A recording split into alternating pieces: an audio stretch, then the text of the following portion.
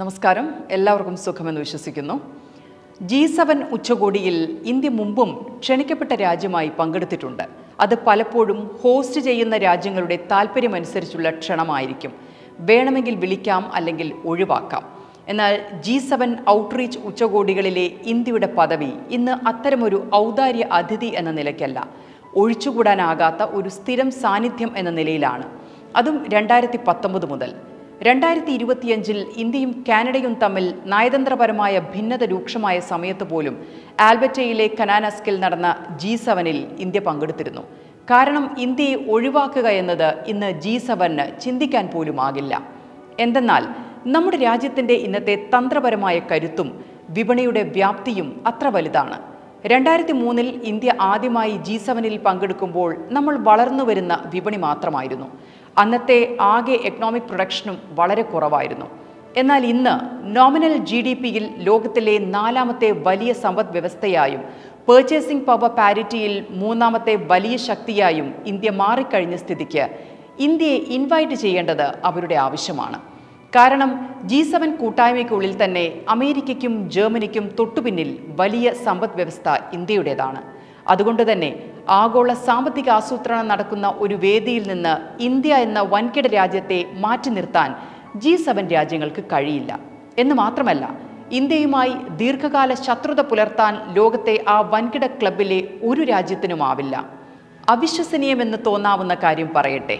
2023 ജൂണിൽ ബ്രിട്ടീഷ് കൊളംബിയയിലെ സറയിൽ വെച്ച് സിഖ് വിഘടനവാദി നേതാവ് ഹർദീപ് സിംഗ് നിജാർ കൊല്ലപ്പെട്ട സംഭവത്തിൽ ഇന്ത്യൻ ഏജന്റുമാർക്ക് പങ്കുണ്ടെന്നാരോപിച്ച് വലിയ ബഹളമുണ്ടാക്കിയ കാനഡ കഴിഞ്ഞ ദിവസം ഫ്രാൻസിലെ G7 വേദിയിൽ വെച്ച് highest level strategic security information എഗ്രിമെന്റിൽ ഇന്ത്യയുമായി ധാരണയായിരിക്കുന്നു. General security of information agreement. എങ്ങനെയുണ്ട്? എഡിറ്റോറിയൽ ഇൻസൈറ്റ്സിലേക്ക് സ്വാഗതം. ലോക ജനസംഖ്യയുടെ വെറും 10% മാത്രം വരുന്ന, എന്നാൽ ലോക GDP-യുടെ 43% കൈയാളുന്ന ലോകത്തിലെ ഏറ്റവും സമ്പന്നമായ 7 രാജ്യങ്ങളുടെ കൂട്ടായ്മയാണ് G7 എന്നറിയാമല്ലോ. America, Britain, France, Germany, Italy, Canada, Japan എന്നിവരടങ്ങുന്ന ഈ പ്രഭുക്കന്മാരുടെ സദസ്സിലേക്ക് തുടർച്ചയായ 8 വർഷങ്ങളിലും ഇന്ത്യ ഒരു ആദരണീയനായ അതിഥിയായി ക്ഷണിക്കപ്പെടുമ്പോൾ അത് കേവലം ഒരു നയതന്ത്ര മര്യാദയല്ല, മറിച്ച് ഇന്ത്യയുടെ പങ്കാളിത്തമില്ലാതെ ആഗോള സമ്പദ് വ്യവസ്ഥയ്ക്കോ സുരക്ഷയ്ക്കോ പൂർണ്ണത ഉണ്ടാകില്ല എന്ന പാശ്ചാത്യ രാജ്യത്തിൻ്റെ പരസ്യമായ സമ്മതമാണത്. എന്താ കാരണമെന്നറിയാമോ? ക്രിട്ടിക്കലായ ചില ടെക്നോളജികൾ, ഫ്യൂച്ചർ എനർജി, ഡിജിറ്റൽ സെക്ടർ എന്നിവിടങ്ങളിൽ ഇന്ത്യ G7 രാജ്യങ്ങളെക്കാൾ വേഗത്തിൽ മുന്നേറുകയാണ്. മാസീവ് സ്കെയിലിൽ സവിശേഷമായ പബ്ലിക് പ്രൈവറ്റ് മോഡലുകൾ നടപ്പാക്കിയും പ്രാദേശികമായ പ്രൊഡക്ഷൻ പ്രയോജനപ്പെടുത്തിയും ഇന്ത്യ ഇപ്പോൾ കൈവരിച്ചിരിക്കുന്ന നേട്ടങ്ങൾ ലോകത്തെ വൻ ശക്തികൾക്ക് കാണാതിരിക്കാനാകില്ല.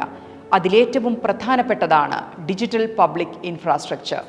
ഇന്ത്യയുടെ യൂണിഫൈഡ് പേയ്മെന്റ് ഇന്റർഫേസ് ശതകോടിക്കണക്കിന് ഇടപാടുകളാണ് ദിനംപ്രതി കൈകാര്യം ചെയ്യുന്നത്. ഇത് അമേരിക്കയിലെയോ യൂറോപ്പിലെയോ പരമ്പരാഗത ബാങ്കിംഗ് സംവിധാനങ്ങളെക്കാൾ എത്രയോ വലിയ ഡിജിറ്റൽ ട്രാൻസാക്ഷനാണ്. അടുത്തത് റിന്യൂവബിൾ എനർജി സെക്ടറാണ്. പല G7 അംഗങ്ങളെയും പിന്നിലാക്കിക്കൊണ്ട് റിന്യൂവബിൾ എനർജിയുടെ ശേഷിയിലും സൗരോർജ്ജ ഉൽപ്പാദനത്തിലും ഇന്ത്യ ലോകത്ത് 3ാം സ്ഥാനത്താണ്.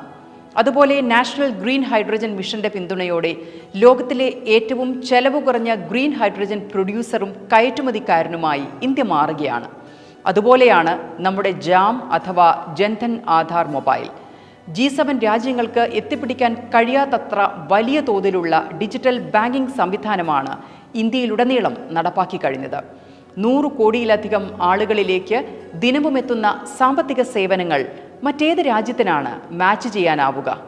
ലോകത്തിന് വേണ്ട അത്യാവശ്യ മരുന്നുകളുടെ വലിയൊരു പങ്കും വിതരണം ചെയ്തുകൊണ്ട് ചെലവ് കുറഞ്ഞ വാക്സിനുകളും ജനറിക് മെഡിസിനും ഉൽപ്പാദിപ്പിക്കുന്നതിൽ ഇന്ത്യ ഇന്ന് ലോകത്ത് മുൻപന്തിയിലാണ്. ഇനി പറയൂ, ലോകത്തെ പ്രഭുക്കളുടെ അത്താഴമേശയിൽ ഇന്ത്യക്ക് ഒരു കസേര കാത്തുവെക്കേണ്ടത് ആരുടെ ആവശ്യമാണ്? സുപ്രധാനവും നിർണായകവുമായ 4 നേട്ടങ്ങളോടെയാണ് ഇന്ത്യ G7-ൽ നിന്ന് മടങ്ങുന്നത്. അതിലേറ്റവും പ്രധാനം ഇടയ്ക്ക് മൊട കാണിച്ച കാനഡയെ ചെവിക്ക് പിടിച്ചു കൊണ്ടുവന്നു എന്നതാണ്. കാനഡ ഇന്ത്യയുമായി ഒപ്പുവെച്ച general security of information agreement അത്രമേൽ തന്ത്രപ്രധാനമാണ്. രഹസ്യാന്വേഷണ പങ്കാളിത്തത്തിലെ ചരിത്രപരമായ കരാറാണത്. കേവലം 2-3 വർഷം മുമ്പ് സിഖ് വിഘടനവാദിയായ നിജാറിന്റെ കൊലപാതകവുമായി ബന്ധപ്പെട്ട് ഉന്നതരായ ഇന്ത്യൻ ഡിപ്ലോമാറ്റുകളെ പരസ്യമായി സംശയനിഴലിൽ നിർത്തുകയും ഹൈ കമ്മീഷണർ ഉൾപ്പെടെ 6 ഇന്ത്യൻ ഉദ്യോഗസ്ഥരെ പുറത്താക്കുകയും ചെയ്ത അതേ കാനഡയാണ് അൺപ്രൊട്ടക്റ്റഡ് ഇന്റലിജൻസ് ഡാറ്റ ഇന്ത്യക്ക് കൈമാറാമെന്ന വ്യവസ്ഥ ഒപ്പുവെച്ചിരിക്കുന്നത്. അതായത് ഇന്ത്യക്കെതിരെ പ്രവർത്തിക്കുന്ന ഖാലിസ്ഥാൻ അനുകൂല വിഘടനവാദികളുടെ ഉൾപ്പെടെ സാമ്പത്തിക സ്രോതസ്സുകൾ, അവരുടെ നെറ്റ്വർക്കുകൾ, ആസൂത്രണങ്ങൾ എന്നിവയെക്കുറിച്ചുള്ള ഇന്റലിജൻസ് ഡാറ്റ തിരുത്തലുകളില്ലാതെ തത്സമയം ഇന്ത്യക്ക് കൈമാറാൻ കാനഡ നിയമപരമായി ബാധ്യസ്ഥരാകും. ഒന്ന് ഓർത്തു നോക്കൂ, 3 വർഷം മുമ്പ് നമ്മളോട് പരസ്യമായി ഇടയാൻ നിന്ന കാനഡ ഇന്ന് നമ്മുടെ കാവലാളായി നിൽക്കാമെന്ന്. ആ രാജ്യത്തിൻ്റെ മണ്ണിൽ ഇന്ത്യ വിരുദ്ധത വളർത്താൻ അവർ അനുവദിക്കില്ലെന്ന്. 2. കാനഡയുമായി ഉണ്ടാക്കിയ അത്യാധുനിക സൈനിക സാങ്കേതിക വിദ്യ കൈമാറ്റം വലിയ നേട്ടമാണ്.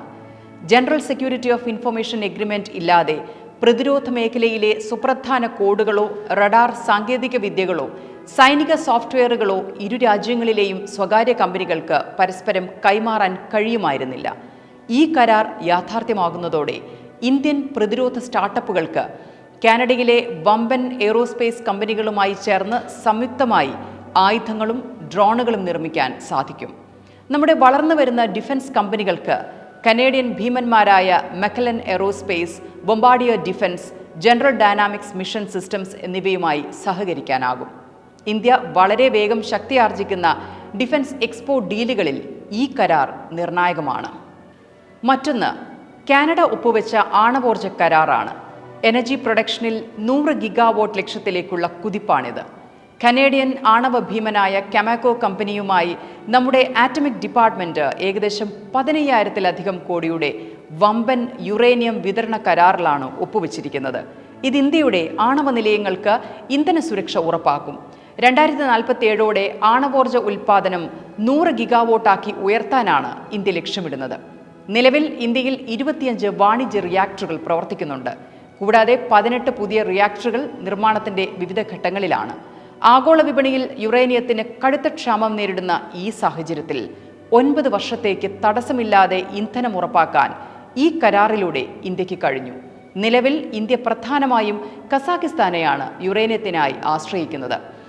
കാനഡയിൽ നിന്നുള്ള യുറേനിയം വഴി ഇന്ത്യ അതിൻ്റെ ഇന്ധന സ്രോതസ്സുകളെ ഡൈവേഴ്സിഫൈ ചെയ്യുകയാണ്. ഒരു കാര്യത്തിന് ഒരാളെ മാത്രം ആശ്രയിക്കുന്ന ആ നയം നമുക്കിനിയില്ല. അതിൻ്റെ തെളിവാണ് ഈ യുറേനിയം കരാർ. അടുത്തത് സമഗ്ര സാമ്പത്തിക പങ്കാളിത്ത കരാറാണ്. $2.34 ട്രില്യൺ GDP-യുള്ള കാനഡയുടെ വലിയ വിപണിയിലേക്ക് ഇന്ത്യൻ കമ്പനികൾക്ക് തുറക്കുന്ന ബിസിനസ് സാധ്യതയാണിത്. നമ്മുടെ സോഫ്റ്റ്വെയർ എഞ്ചിനീയർമാർക്കും IT സർവീസുകൾക്കും AI സ്റ്റാർട്ടപ്പുകൾക്കും വിസ നിയന്ത്രണങ്ങളില്ലാതെ കാനഡയിൽ ബിസിനസ് ചെയ്യാനുള്ള പ്രത്യേക അനുമതി ഈ കരാറിലുണ്ട്. ഇന്ത്യയിൽ നിർമ്മിക്കുന്ന മരുന്നുകൾ, ഇരുമ്പ്, ഉരുക്ക്, ഇലക്ട്രോണിക്സ് ഉൽപ്പന്നങ്ങൾ, വസ്ത്രങ്ങൾ എന്നിവ കാനഡയിലേക്ക് കയറ്റി അയക്കുമ്പോൾ ഈടാക്കുന്ന നികുതി പൂർണ്ണമായും ഒഴിവാക്കപ്പെടും. ഇത് ചൈനീസ് ഉൽപ്പന്നങ്ങളോട് മത്സരിച്ച് കനേഡിയൻ വിപണി പിടിക്കാൻ ഇന്ത്യൻ കമ്പനികളെ സഹായിക്കും. സെമി കണ്ടക്ടർ ചിപ്പുകളും ഇലക്ട്രിക് വാഹനങ്ങളുടെ ബാറ്ററികളും നിർമ്മിക്കാൻ ആവശ്യമായ ലിഥിയം, കൊബാൾട്ട്, ഗ്രാഫൈറ്റ് തുടങ്ങിയ തന്ത്രപ്രധാനമായ ധാതുക്കൾ കാനഡയിൽ ധാരാളമായുണ്ട്. ഈ ധാതുക്കൾ മുൻഗണനാടിസ്ഥാനത്തിൽ ഇന്ത്യക്ക് ലഭ്യമാക്കാൻ ഈ സാമ്പത്തിക കരാർ നിയമപരമായ വഴിയൊരുക്കുന്നു. 2026 അവസാനത്തോടെ സമ്പൂർണ്ണമായും ഈ കരാർ യാഥാർത്ഥ്യമാകും.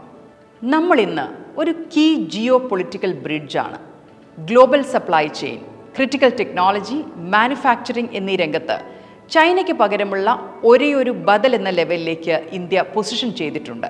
അതുകൊണ്ട് തന്നെ ഫ്രാൻസിലെ ഏവിയാനിൽ G7 ഉച്ചകോടി കഴിഞ്ഞു മടങ്ങുമ്പോൾ ഔദ്യോഗിക അംഗങ്ങളായ ആ 7 പേരേക്കാൾ ഉദ്ദേശിച്ചതെല്ലാം കരാറാക്കി മടങ്ങിയത് ഇന്ത്യയാകും. നിങ്ങൾക്ക് എന്തു തോന്നുന്നു? ടെയിലൻഡ് ഇതാണ്. ലോക നയതന്ത്ര വേദിയിൽ രാജ്യം വളരെ തന്ത്രപ്രധാനമായ ഒരു സ്ഥാനത്താണ്. G7 വേദിയിൽ നിന്ന് ഇന്ത്യ നേരെ കയറാൻ പോകുന്നത് ബ്രിക്സിലേക്കാണ്. നമ്മളാണ് ഇത്തവണത്തെ ഹോസ്റ്റ്. UAE പ്രസിഡന്റിനെ ഈ ഉച്ചകോടിയിലേക്ക് ക്ഷണിച്ച രീതി വലിയ വാർത്തയായിരുന്നു. ലോകത്ത് വ്യാപാര ഡീലുകളും നികുതികളും തർക്കങ്ങളും വർദ്ധിച്ചു വരുന്ന ഈ സാഹചര്യത്തിൽ ബ്രിക്സിന് നേതൃത്വം നൽകുന്നത് വഴി സ്വന്തം കറൻസികളിൽ വ്യാപാരം നടത്താനും വിതരണ ശൃംഖലകൾ സുരക്ഷിതമാക്കാനും ഇന്ത്യക്ക് സാധിക്കും.